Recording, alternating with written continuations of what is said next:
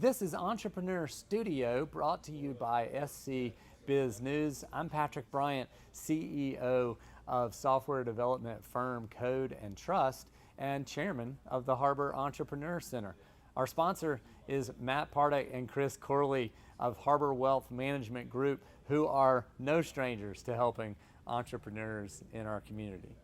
John Osborne is the founder of Good Growth Capital, but as many of you know, we are super buds and have done a lot of things together, including founding the Harbor Entrepreneur Center. And I'd love for you to share the story of us being on, was it the first Harbor Entrepreneur Center retreat?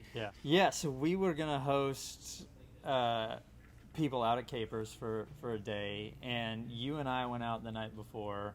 I had invested in a food boat, so we brought that out, we were going to cook on that, and then we brought a little runabout that we were going to be able to run people back and forth from the marina the next Now, morning. I remember we went out and we set up most of the basics for the party, right? Like you had the food boat, we had like tables and things that we need to get set up. But then you and I decided we were going to stay overnight to make sure all that stayed together. Yeah, absolutely. So we got the camp set up, and we got everything ready for people to show up the next morning, and then had a nice night pontificating on all the things that the harbor was going to do over the coming years, and woke up next morning to a beautiful sunrise over the ocean and two completely beached boats. The boats were absolutely 100% in the sand, and we're not talking about like push it back into the water. We're talking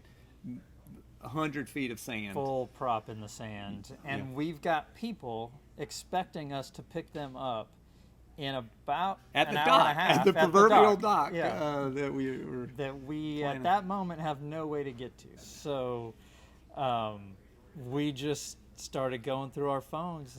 Who do we know?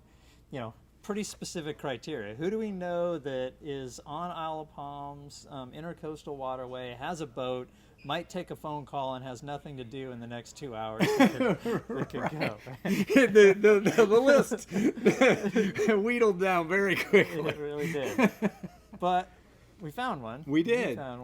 Kevin Haddigan, actually. Shout out to Haddigan Electrical. Kevin lives on the intercoastal, and we buzzed him up, and he, with true entrepreneurial form, got right in his boat and started man lifting people from the dock to the island. Saved the day. But the beautiful part that I think about this story is that the people who were coming had no idea that this was happening. I mean, all they know is they showed up at the dock, and it was on schedule just like it was supposed to be for them, and they had no idea the hamster wheel that was going on behind the scenes. Yeah, and the reality is we picked up all those people, we got them to the island, and we ended up having this absolutely fantastic retreat. So. But I think it's a great example that this happens all the time in companies and entrepreneurship, and that you just figure it out and you make it happen, and the show must go on.